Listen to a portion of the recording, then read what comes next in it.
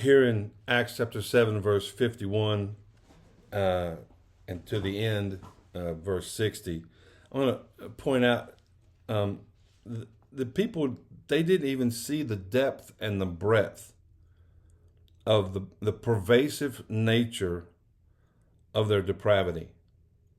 They didn't understand just how the depth and breadth of their sinfulness.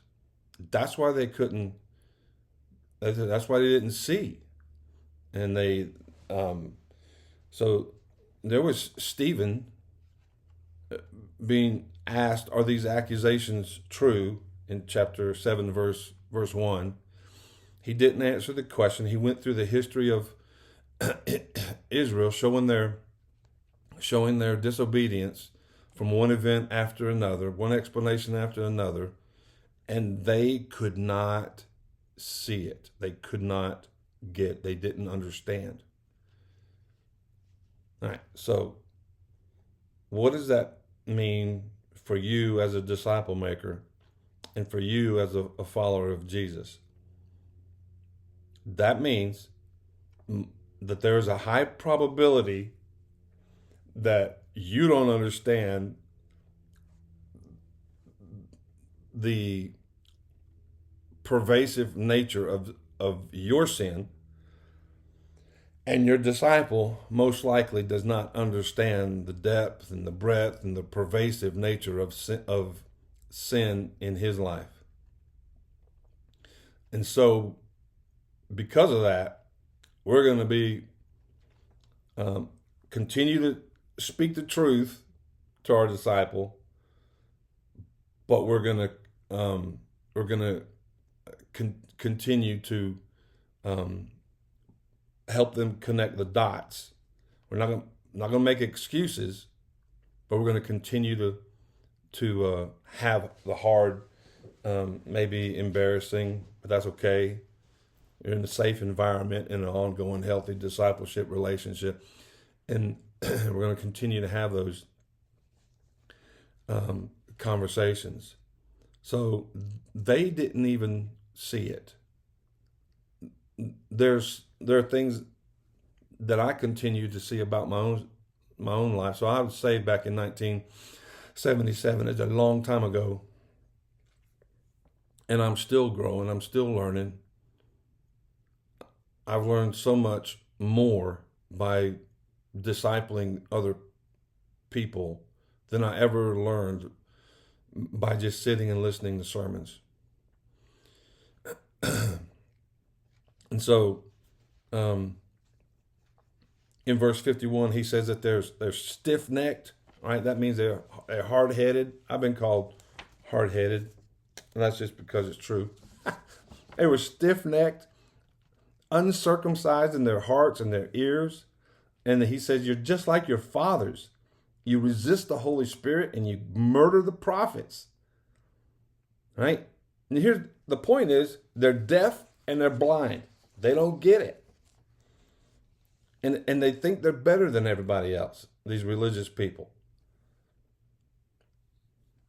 They're so bad off spiritually that they did not even know that they didn't know. That's how bad off they were.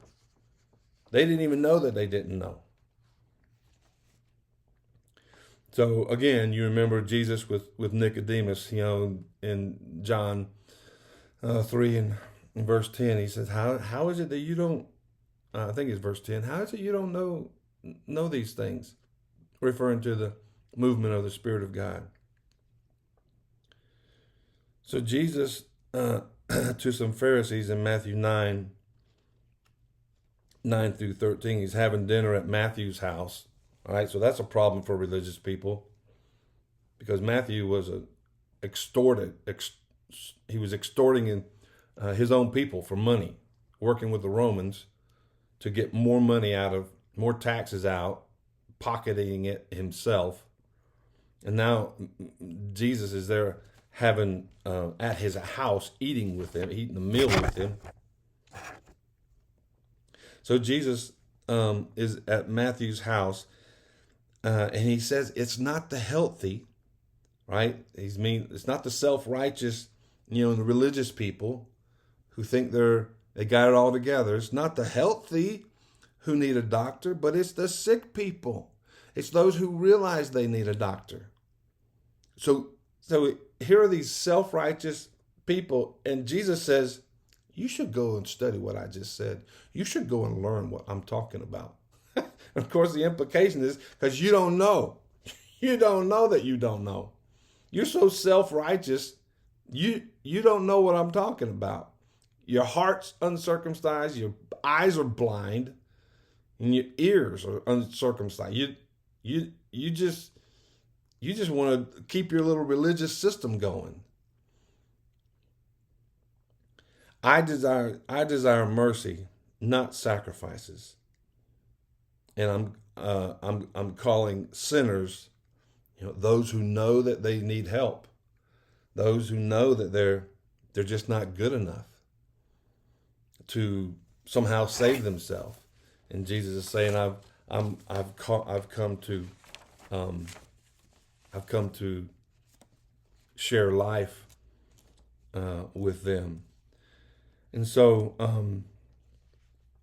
again, like I've said in previous videos, when you're in your discipleship relationship, make sure you extend the same patience and graciousness to your disciple, and maintain a healthy, ongoing relationship with your disciples, so that they'll feel safe to continue to grow, not an environment where you're going to change the narrative and start making excuses for sin.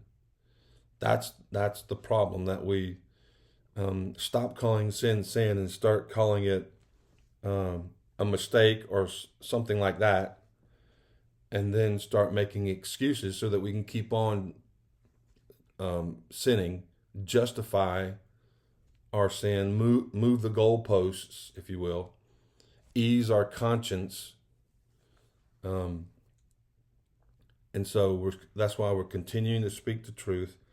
We're continuing to provide a healthy, ongoing discipleship relationship with those that God has entrusted to us.